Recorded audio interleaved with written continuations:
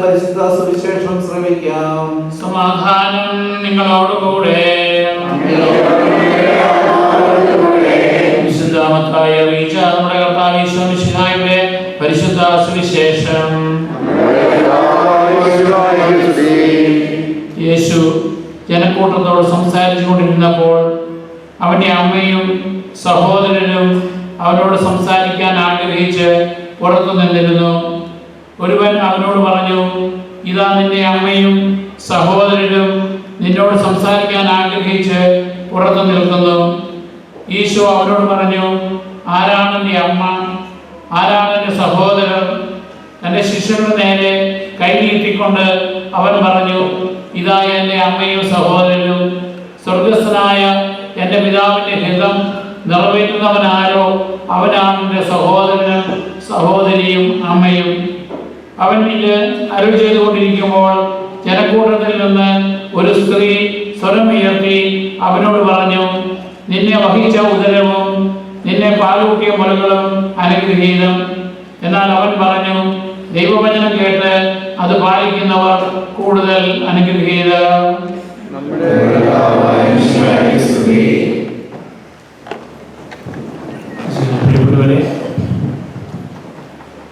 മാതാവിൻ്റെ സ്വർഗാരോഹണ തിരുനാൾ നമുക്ക് മരണാനന്തര ജീവിതത്തിൽ ഏറ്റവും പ്രത്യാശ നൽകുന്ന ഒരു സുദിനമാണ്.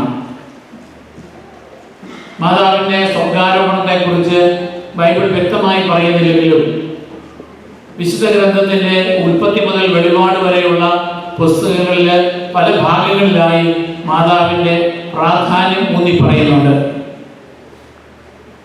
രാജാക്കന്മാരുടെ 1-ാം പുസ്തകം 2-ാം അധ്യായം 19-ാമത്തെ വാക്യത്തിൽ ഒരു സംഭവം രേഖപ്പെടുത്തുന്നുണ്ട്. അതായത് മഹാനായിരുന്ന സോളമൻ രാജാവ് തൻ്റെ രാജസദസ്സിൽ സിംഹാസനത്തിൽ ഉപവിഷ്ടനായിരിക്കുമ്പോൾ അവിടേക്ക് അപ്രതീക്ഷിതമായി അദ്ദേഹത്തിൻ്റെ അമ്മ ബത്ശീബ കടന്നു വന്നു. സാധാരണഗതിയിൽ രാജസദസ്സിൽ രാജസന്നിധിയിൽ ഒരാൾ വന്നാൽ അവര് രാജാവിൻ്റെ മുമ്പിൽ സാഷ്ടാംഗം പ്രണമിച്ച ശേഷം അവർക്കുള്ള പരാതി ബോധിപ്പിക്കാം. എന്നാൽ ഇവിടെ സ്വന്തം അമ്മ വന്നപ്പോൾ രാജാവ് തൻ്റെ സിംഹാസനത്തിൽ നിന്ന് എഴുന്നേറ്റ് നിന്ന് അമ്മയെ താണു വണങ്ങി. അതിനുശേഷം അദ്ദേഹത്തിൻ്റെ ദാസരോട് പറഞ്ഞു, മറ്റൊരു സിംഹാസനം കൊണ്ടുവന്ന് തൻ്റെ സിംഹാസനത്തിൻ്റെ വലതുവശത്തിടണം.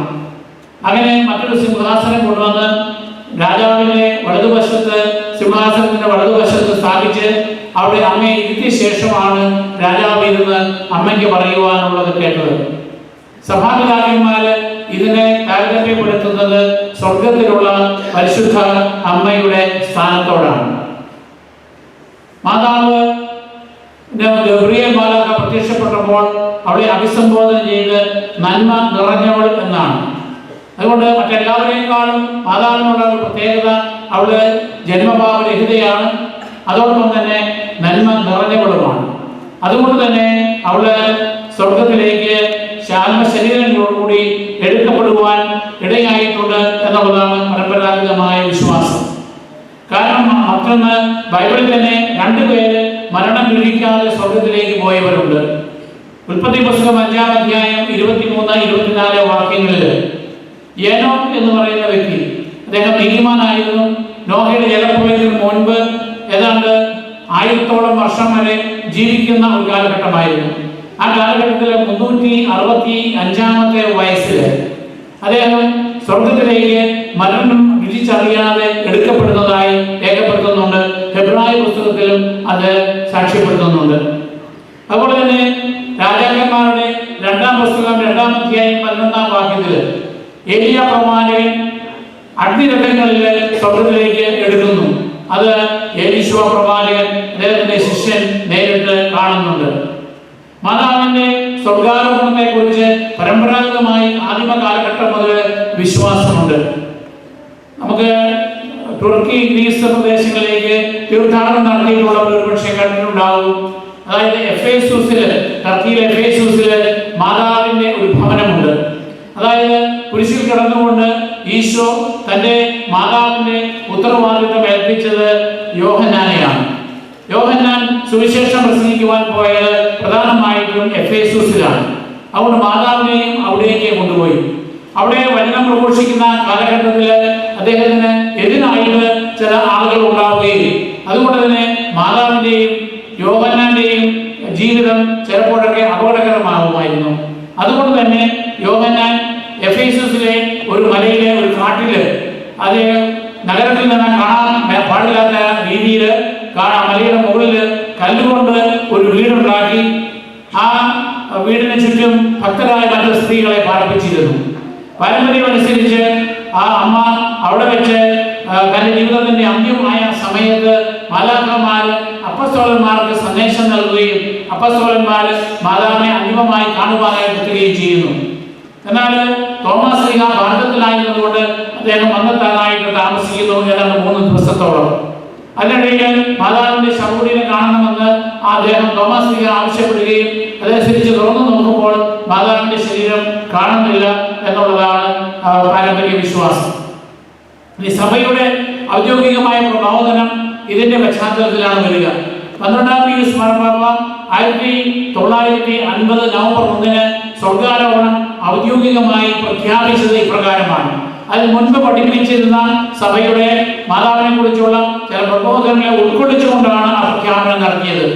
അത് ഇപ്രകാരമാണ്: ജന്മഭാവരഹിതയും ദൈവമാതാവും നിത്യകന്യകയുമായ മറിയം തന്റെ ഭൗതിക ജീവിതം പൂർത്തിയാക്കിയപ്പോൾ ആത്മശരീരങ്ങളോടെ സ്വർഗീയ മഹത്വത്തിലേക്ക് കരയേറി. അതായത് 3 കാര്യങ്ങൾ ആദ്യം മുമ്പ് ഡിഫൈൻ ചെയ്ത കാര്യങ്ങളുണ്ട്. 1, അവൾ ജന്മഭാവമില്ലാതെ ജനിച്ചവളാണ്. 2, അവൾ പുത്രനായ ദൈവത്തിന്റെ മാതാവാണ്. അതുപോലെ മാത്രമല്ല അവൾ മാതാവും അതേ സമയത്ത് നിത്യ കന്യകയുമാണ്. അങ്ങനെയുള്ള അവൾ ആത്മശരീരങ്ങളോടെ സ്വർഗീയ മഹത്വത്തിലേക്ക് കരയേറി. ഇനി അവളുടെ ഭൗതിക ജീവിതം പൂർത്തിയാക്കിയപ്പോൾ അവൾ മരിച്ചപ്പോൾ എന്ന് പറയുന്നില്ല. അതിന് കാരണം പൗരസ്ത്യ സഭകളുടെ പാരമ്പര്യം അനുസരിച്ച് മറിയം ഉറങ്ങുകയാണ്. ആ ഉറക്കത്തിൽ നിന്ന് അവളെ സ്വർഗത്തിലേക്ക് പോകുന്നു. അതായത് ഡോർമീഷൻ എന്നാണ് പറയുക. ഇനി മാതാവിനെ കുറിച്ച് ഈ 4 പ്രബോധനങ്ങൾ കൂടാതെ ചില പ്രബോധനങ്ങൾ കൂടിയുണ്ട്. മറ്റൊന്ന്, അവൾ സ്വർലോക രാജ്ഞിയാണ്, അല്ലെങ്കിൽ സ്വർഗത്തില് കിരീടധാരണം സ്വീകരിച്ചവളാണ്. അവൾ സഭയുടെ മാതാവാണ്. അതുപോലെ തന്നെ അവൾ സ്വർഗീയ മധ്യസ്ഥയുമാണ്. നമ്മൾ നന്മ നിറഞ്ഞ മറിയമേ എന്ന ജപം ചെല്ലുമ്പോൾ അതിന്റെ അവസാന ഭാഗത്ത് ചെയ്യുന്നത് ഇപ്പോഴും ഞങ്ങളുടെ മരണസമയത്തും ഞങ്ങൾക്ക് വേണ്ടി അപേക്ഷിക്കണമേ എന്നാണ്. അതായത് നമ്മളുടെ മരണസമയത്ത് നമ്മൾ സ്വർഗത്തിലേക്ക് കൊണ്ടുപോകാനായിട്ട് ആ മാതാവിന്റെ സാന്നിധ്യം നമ്മളോടൊത്ത് ഉണ്ടാകണമേ എന്ന് നമ്മൾ പ്രാർത്ഥിക്കുന്നു. അതുപോലെ തന്നെ മാതാവിന്റെ മരണത്തെ കുറിച്ച് വിശേഷിപ്പിക്കുന്നത് അവള് ഭാഗ്യനിദ്ര പ്രാപിച്ചു എന്നാണ്. ഡോർമീഷൻ ഓഫ് മേരി എന്നാണ് പറയുക, പ്രത്യേകിച്ച് പൗരസ്ത്യ സഭകളിൽ. ഇത് ഡോർമീഷൻ എന്നുള്ളതായ സങ്കല്പം ആ പാരമ്പര്യത്തിൽ നിന്ന് മാത്രമല്ല, ബൈബിളില് ഈശോ തന്നെ ഉപയോഗിക്കുന്ന ഒരു വാക്യമാണ്. അതായത് ജൈറസിന്റെ മകളെ ഉയർപ്പിക്കുവാനായിട്ട് അല്ലെങ്കിൽ സുഖപ്പെടുത്തുവാനായിട്ട് പോകുമ്പോഴാണ് അവൾ മരിച്ചുപോയി എന്നുള്ള വിവരം അറിയിക്കുക. എങ്കിലും ഈശോ അവളുടെ ഭവനത്തിലേക്ക് ചെല്ലുന്നു. അപ്പോഴവിടെ കുഴലൂത്തും വിലാപവും നടക്കുമ്പോൾ ഈശോ പറയുകയാണ്, നിങ്ങൾ അതൊക്കെ നിർത്തുക, ആ ബാലിക മരിച്ചിട്ടില്ല, അവൾ ഉറങ്ങുകയാണ്. അപ്പൊ അവര് അത് ഈശോയെ പരിഹസിക്കുകയാണ്. പക്ഷെ ഈശോ ബാലികയെ ഉണരൂ എന്ന് പറഞ്ഞ് അവളെ ഉയർപ്പിക്കുന്നുണ്ട്. മറ്റൊന്ന്, ലാസർ മരിച്ചു എന്ന് അറിഞ്ഞു കഴിഞ്ഞപ്പോൾ ഈശോ തന്റെ ശിഷ്യന്മാരോട് പറയുന്നു, നമ്മുടെ സുഹൃത്ത് ലാസർ ഉറങ്ങുകയാണ്, ഞാൻ അവനെ ഉയർപ്പിക്കുവാൻ പോകും, ഞാൻ അവനെ ഉണർത്തുവാൻ പോവുകയാണ്. അപ്പോഴാണ് ശിഷ്യന്മാർ ചോദിക്കുന്നത്, അവൻ ഉണരുകയാണെങ്കിൽ അവൻ തന്നെ ഉണർന്നുകൂടിയേ. അപ്പൊ നമ്മളുടെ തന്നെ മരണത്തെ കുറിച്ചും നമ്മളുടെ ആരാധനാക്രമത്തിലെ പ്രാർത്ഥനകളിലും ഒക്കെ മരണനിദ്രയെ കുറിച്ചാണ് പറയുക. അതായത് നമ്മുടെ മരണവും ഒരു വിശ്വാസിയെ സംബന്ധിച്ചിടത്തോളം അത് ഒരു ഉറക്കമാണ്, ഒരു നിദ്രയാണ്. കാരണം ആ നിദ്രയിൽ നിന്ന് നമ്മളെ ഉണർത്തുവാനായിട്ട് കർത്താവിന്റെ 2ാമത്തെ ആഗമനം ഉണ്ടാകും. നമ്മുടെ ആത്മാവ് വേർതിരിക്കപ്പെട്ടാലും നമ്മുടെ ശരീരം അഴുകിപ്പോയാലും അലൗകികമായ സ്വർഗീയമായ ഒരു ശരീരം ഈശോ ദൈവം നമുക്ക് വീണ്ടും നൽകുകയും നമ്മുടെ ആത്മാവ് ശരീരവും തമ്മിൽ യോജിച്ചുകൊണ്ട് സ്വർഗത്തെ അന്ത്യവിധി നാളില് നമ്മൾ ദൈവത്തെ കാണും എന്നുള്ള ആ പ്രത്യാശയാണ്, വിശ്വാസമാണ് നമുക്ക് ഉള്ളത്. അതാണ് ഈ തിരുനാൾ നമുക്ക് നൽകുക. നമ്മുടെ പഴയ കാലത്ത് മതബോധന ക്ലാസ്സുകളിൽ പഠിപ്പിച്ചിരുന്നത് 33 കൂട്ടം നമസ്കാരമാണ്. അപ്പൊ അന്നത്തെ ചോദ്യവും ഉത്തരവുമാണ്. അപ്പൊ ആ ഒന്നാമത്തെ ചോദ്യം, നിന്നെ സൃഷ്ടിച്ചത് ആര്? ദൈവം എന്നെ സൃഷ്ടിച്ചു. അതാണ് ഉത്തരം. രണ്ടാമത്തെ ചോദ്യം ഇതാണ്, ദൈവം എന്തിന് നിന്നെ സൃഷ്ടിച്ചു? തന്നെ അറിഞ്ഞ് സ്നേഹിച്ച് തനിക്ക് വേണ്ടി ജോലി ചെയ്ത് സ്വർഗരാജ്യത്തിൽ നിത്യജീവിതത്തിലേക്ക് പ്രവേശിക്കുവാനാണ് ദൈവം എന്നെ സൃഷ്ടിച്ചത്. ഇന്ന് നമ്മുടെ കുട്ടികളോട് ചോദിച്ചാൽ നിന്നെ ആരാ സൃഷ്ടിച്ചത്? എനിക്കറിയത്തില്ല. ശാസ്ത്രം പറയുന്നത് തന്നെത്താനൊക്കെ ഉണ്ടായെന്നാണ്.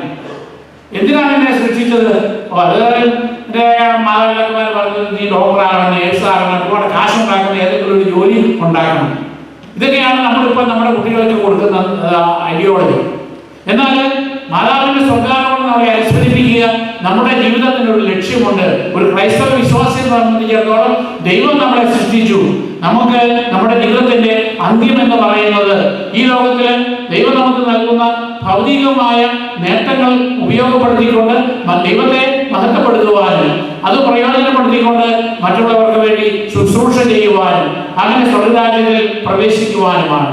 നമുക്ക് അതുകൊണ്ടാണ് നമ്മൾ സുവിശേഷത്തിൽ കർത്താവ് പറയുക, അതായത് നിങ്ങൾ എൻ്റെ പിതാവിന്റെ ഹിതം നിറവേറ്റുന്നവൻ ആരാണോ അവനാണ് എൻ്റെ സഹോദരനും സഹോദരിയും അമ്മയും. അതുപോലെ തന്നെ കർത്താവിന്റെ കൽപ്പനകൾ പാലിക്കുന്നവർ മാതാവിനെ പോലെ തന്നെ മഹത്വപ്പെട്ടവരാണ്, വിലപ്പെട്ടവരാണ്. കർത്താവിന്റെ ശിഷ്യന്മാരെ ചൂണ്ടിക്കൊണ്ടാണ് പറയുക, ഇവരെ പോലെ ദൈവഹിതം നിറവേറ്റുന്നത്. അപ്പൊ നമ്മളെ തന്നെ വിലയിരുത്തേണ്ടത് നമ്മൾ ദൈവത്തിന്റെ ഹിതം നിറവേറ്റുന്നുണ്ടോ? മറിയം നിറവേറ്റിയതുപോലെ തന്നെ. അതുകൊണ്ട് സമ്പത്ത് എന്തുമാത്രം ഉണ്ടായാലും, അല്ലെങ്കിൽ നമുക്ക് വിദ്യാഭ്യാസം എന്തെല്ലാം മാത്രം ഉണ്ടായാലും, നമ്മുടെ വംശശുദ്ധി ഒക്കെ പാലിച്ചാലും നമ്മുടെ ആത്മാവ് നഷ്ടപ്പെട്ടാൽ നമുക്ക് എന്ത് പ്രയോജനം? അതുകൊണ്ട് നമുക്ക് നമ്മുടെ ആത്മാവ് നഷ്ടപ്പെടുത്താത്ത രീതിയിൽ നമ്മുടെയും നമ്മുടെ കുഞ്ഞുങ്ങളെയും നമുക്ക് വളർത്തുവാനായിട്ട് സാധിക്കണം. അതിന് നമ്മൾ സഭാ മാതാവിനോട് സഹകരിച്ച് ആ സഭയിൽ നിന്ന് ലഭിക്കുന്നതായ കൂദാശകൾ, അതിന്റെ വരപ്രസാദങ്ങൾ, സത്യസഭയെ സംബന്ധിച്ചുള്ള ദൈവത്തെ സംബന്ധിച്ചുള്ള പ്രബോധനങ്ങൾ ഉൾക്കൊണ്ടുകൊണ്ട് പരിശുദ്ധ കുർബാനയിലൂടെ ലഭിക്കുന്ന ആ ആത്മീയമായ ഭോജനം രുചിച്ചുകൊണ്ട് കർത്താവിന്റെ ആ മഹത്വത്തിലേക്ക് മാതാവിനോടൊപ്പം സ്വർഗ്ഗരാജ്യം അനുഭവിക്കുവാനുള്ള കൃപയ്ക്കായിട്ട് പരിശുദ്ധ അമ്മയുടെ മധ്യസ്ഥം നമുക്ക് തേടാം.